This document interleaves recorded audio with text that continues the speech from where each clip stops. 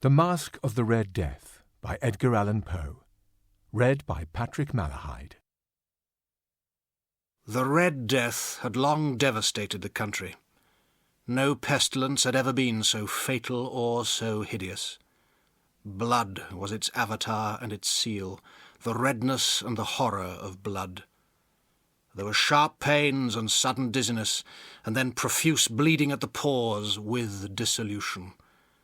The scarlet stains upon the body, and especially upon the face of the victim, were the pest ban which shut him out from the aid and from the sympathy of his fellow men.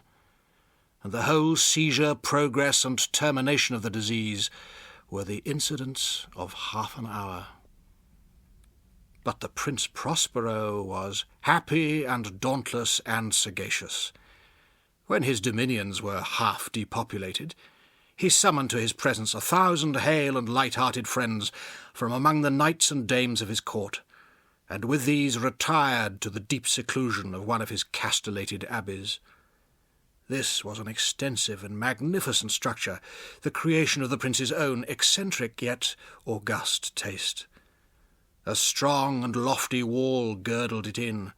This wall had gates of iron. The courtiers, having entered, brought furnaces and massy hammers and welded the bolts.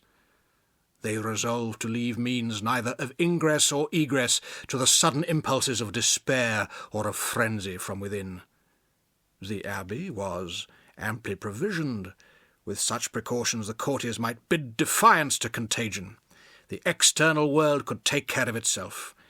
In the meantime it was folly to grieve or to think. The prince had provided all the appliances of pleasure. There were buffoons, there were improvisatori, there were ballet dancers, there were musicians, there was beauty, there was wine. All these and security were within. Without was the Red Death.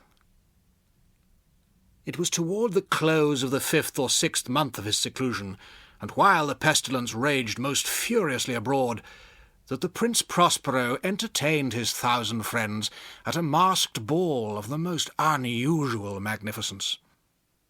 It was a voluptuous scene, that masquerade, but first let me tell of the rooms in which it was held. There were 7, an imperial suite. In many palaces, however, such suites form a long and straight vista, while the folding doors slide back nearly to the walls on either hand, so that the view of the whole extent is scarcely impeded. Here the case was very different, as might have been expected from the Duke's love of the bizarre. The apartments were so irregularly disposed that the vision embraced but little more than one at a time. There was a sharp turn at every 20 or 30 yards, and at each turn a novel effect. To the right and left, in the middle of each wall, a tall and narrow Gothic window looked out upon a closed corridor which pursued the windings of the suite. These windows were of stained glass, whose colour varied in accordance with the prevailing hue of the decorations of the chamber into which it opened. That at the eastern extremity was hung, for example, in blue, and vividly blue were its windows. The second chamber was purple in its ornaments and tapestries, and here the panes were purple. The third was green throughout, and so were the casements. The fourth was furnished and lighted with orange, the 5th with white, the 6th with violet. The 7th apartment was closely shrouded in black velvet tapestries that hung all over the ceiling and down the walls, falling in heavy folds upon a carpet of the same material and hue. But in this chamber only, the colour of the windows failed to correspond with the decorations.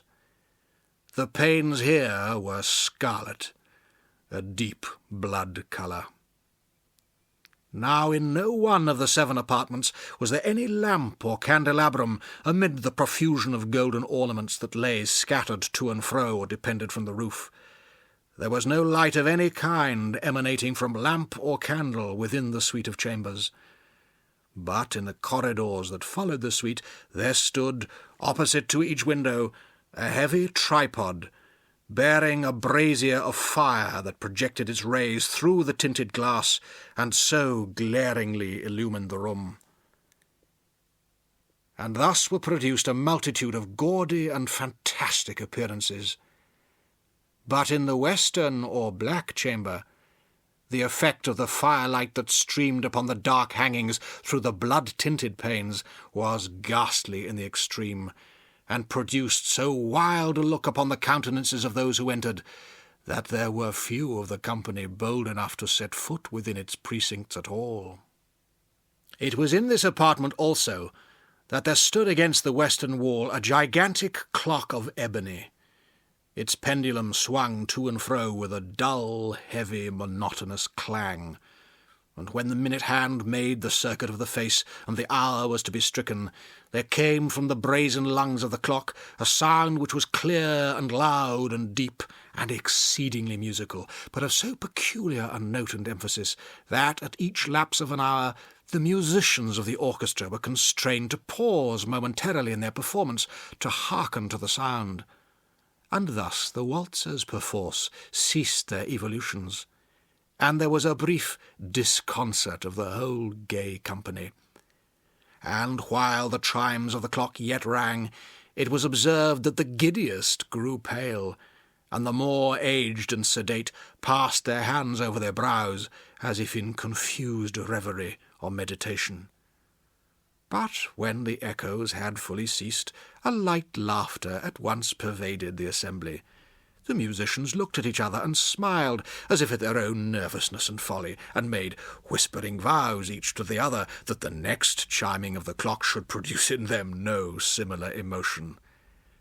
And then, after the lapse of 60 minutes, which embrace 3,600 seconds of the time that flies, there came yet another chiming of the clock, and then were the same disconcert and tremulousness and meditation as before. But in spite of these things, it was a gay and magnificent revel. The tastes of the Duke were peculiar. He had a fine eye for colours and effects. He disregarded the decora of mere fashion. His plans were bold and fiery, and his conceptions glowed with barbaric lustre. There are some who would have thought him mad. His followers felt that he was not. It was necessary to hear and see and touch him to be sure that he was not. He had directed in great part the movable embellishments of the 7 chambers upon occasion of this great fête, and it was his own guiding taste which had given character to the masqueraders. Be sure they were grotesque. There were much glare and glitter and piquancy and phantasm, much of what has been seen since in Hernani. There were arabesque figures with unsuited limbs and appointments. There were delirious fancies, such as the madman fashions. There was much of the beautiful, much of the wanton, much of the bizarre, something of the terrible, and not a little of that which might have excited disgust. To and fro in the 7 chambers there stalked, in fact, a multitude of dreams, and these, the dreams, writhed in and about, taking hue from the rooms, and causing the wild music of the orchestra to seem as the echo of their steps. And anon there strikes the ebony clock, which stands in the hall of the velvet, and then for a moment all is still, and all is silent save the voice of the clock. The dreams are stiff frozen as they stand, but the echoes of the chime die away. They have endured but an instant, and a light, half-subdued laughter floats after them as they depart. And now again the music swells, and the dreams live and writhe to and fro more merrily than ever, taking hue from the many-tinted windows through which stream the rays from the tripods. But to the chamber which lies most westwardly of the 7, there are now none of the maskers who venture, for the night is waning away, and there flows a ruddier light through the blood-coloured panes, and the blackness of the sable drapery appalls, and to him whose foot falls upon the sable carpet there comes from the near clock of ebony a muffled peal more solemnly emphatic than any which reaches their ears who indulge in the more remote gaieties of the other apartments. But these other apartments were densely crowded, and in them beat feverishly the heart of life. And the revel went whirlingly on until at length there commenced the sounding of midnight upon the clock. And then the music ceased, as I have told, and the evolutions of the waltzers were quieted, and there was an uneasy cessation of all things as before. But now there were 12 strokes to be sounded by the bell of the clock, and thus it happened, perhaps, that more of thought crept with more of time into the meditations of the thoughtful among those who revelled, and thus, too, it happened, perhaps, that before the last echoes of the last chime had utterly sunk into silence, there were many individuals in the crowd who had found leisure to become aware of the presence of a masked figure, which had arrested the attention of no single individual before. And the rumour of this new presence having spread itself whisperingly around, there arose at length from the whole company a buzz or murmur expressive of disapprobation and surprise, then finally of terror, of horror, and of disgust. In an assembly of phantasms such as I have painted, it may well be supposed that no ordinary appearance could have excited such sensation. In truth, the masquerade license of the night was nearly unlimited, but the figure in question had out-Heroded Herod, and gone beyond the bounds of even the prince's indefinite decorum. There are chords in the hearts of the most reckless which cannot be touched without emotion, even with the utterly lost, to whom life and death are equally jests. There are matters of which no jest can be made. The whole company indeed seemed now deeply to feel that in the costume and bearing of the stranger neither wit nor propriety existed. The figure was tall and gaunt, and shrouded from head to foot in the habiliments of the grave. The mask which concealed the visage was made so nearly to resemble the countenance of a stiffened corpse that the closest scrutiny must have had difficulty in detecting the cheat. And yet all this might have been endured, if not approved, by the mad revellers around, but the mummer had gone so far as to assume the type of the Red Death. His vesture was dabbled in blood, and his broad brow, with all the features of the face, was besprinkled with the scarlet horror. When the eyes of Prince Prospero fell upon this spectral image, which, with a slow and solemn movement, as if more fully to sustain its role, stalked to and fro among the waltzers, he was seen to be convulsed in the first moment with a strong shudder either of terror or distaste, but in the next his brow reddened with rage. "Who dares," he demanded hoarsely of the courtiers who stood near him, "who dares insult us with this blasphemous mockery? Seize him and unmask him, that we may know whom we have to hang at sunrise from the battlements." It was in the eastern or blue chamber in which stood the Prince Prospero as he uttered these words. They rang throughout the 7 rooms loudly and clearly, for the prince was a bold and robust man, and the music had become hushed at the waving of his hand.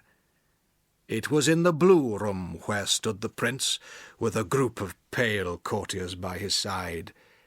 At first, as he spoke, there was a slight rushing movement of this group in the direction of the intruder, who at the moment was also near at hand, and now, with deliberate and stately step, made closer approach to the speaker.